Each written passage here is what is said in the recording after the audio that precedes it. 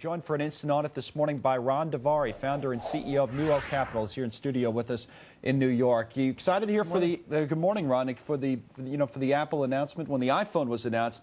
A lot of buzz leading up to that, and it lived up to the hype. Absolutely. What about this time around? Oh, I think Apple has a very good way of making these kind of news sort of hidden and released in it's an 8-year secret. And it's one of the things that even the blogs are saying, that with all the efforts that people have gone through trying to figure out what this is all about, this has remained a secret. So, but if it is what people think it's going to be, which is a device that really goes between the iPhone or iPod all the way to being a full way of interacting with the internet, as well as it's the everything future, else. and other companies have to make changes like they did with the iPhone. Now, it has been so secretive, even we haven't gotten our hands on one, unfortunately, but you're right in terms of this convergence. I mean, take a look at an iPhone here, like I have on the desk, or a Kindle reader from Amazon, which is here too, is obviously the bigger screen. If you combine the two, people think that you get this tablet computer that a lot of other companies have made. This one happens to be from Lenovo. It has a keyboard on it and everything else, and you can fold it down, and it's a tablet. From what we understand from Apple, they're probably not going to have a physical keyboard. It's going to be a touchscreen device.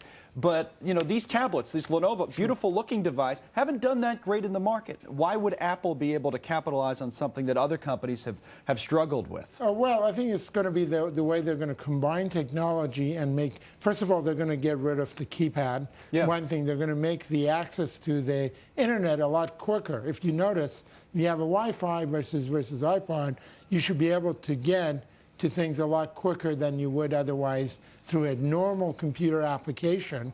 And that's a big thing. If you look at your BlackBerry, still very hard to get into internet. It takes time to actually bring up. If you can actually speed that up and make sure and get rid of the mouse. And the other big question is, what's it going to do for some of the publishers and the media companies in terms of being able to make them more profitable down the line too? Absolutely. A lot of that depends on pricing.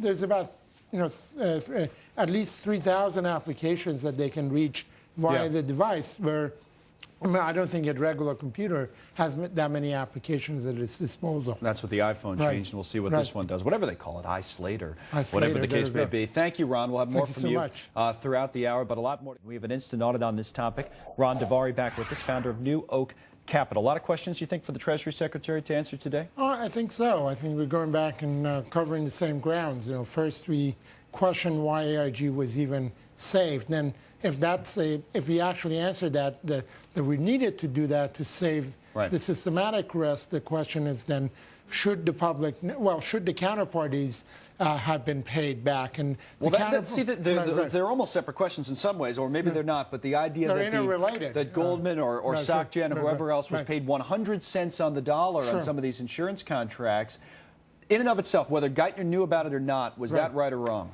Oh, it has to be right, because you can't be selective. When you save a company, all creditors have to be made whole, or else you essentially should have had a selective so if you're going to save it, you have to go all in. You have to, because there is no or you have to come up with a workout plan, and these guys did not have a workout plan. Right? Couldn't the Fed or the New York Fed have negotiated with these counterparties and said, "Hey, listen, everybody else is taking losses here. People, regular working people are losing tons of money. You guys have got to negotiate with us, and we're not going to pay 100 cents on the dollar." If they had time, that would have been the best way to do it, because you got to spread the pain. The whole idea was you can't spread the pain, blast the pain, but they should have worked. If you had a week or so of negotiating and discussing, essentially, with CIT, for example, was a workout. It was a scheduled workout, and everybody got paid X amount of dollars, and the taxpayers didn't have to pay. In this case, they were made whole. In this case, they were made whole. All right, thank you, Ron. We'll see how Mr. Geithner accounts for himself today, along with Mr. Paulson and others. But in the meantime, this morning, Ron Davari has been our guest in studio for the hour.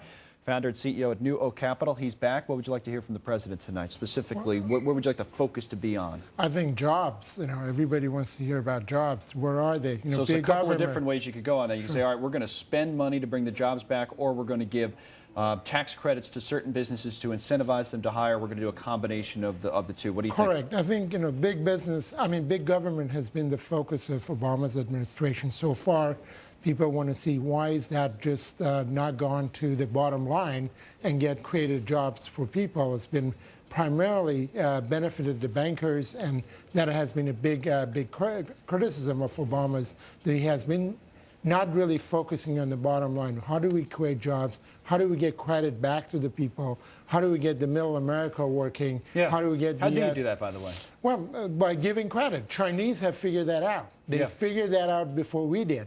They went and they told the bankers, lend to people and let the people... So much so that maybe they overdid it. Now they're pulling back. They may have, but we shouldn't have cut off the blood from the system from the day one. So we went from, and we're paying for it. Right, but China's as you know, centralized system, and they can literally say, hey, lend money, you know, because we're in charge of you, and this government works a little bit differently. But should we have done something akin to that? This is a problem where our system has failed.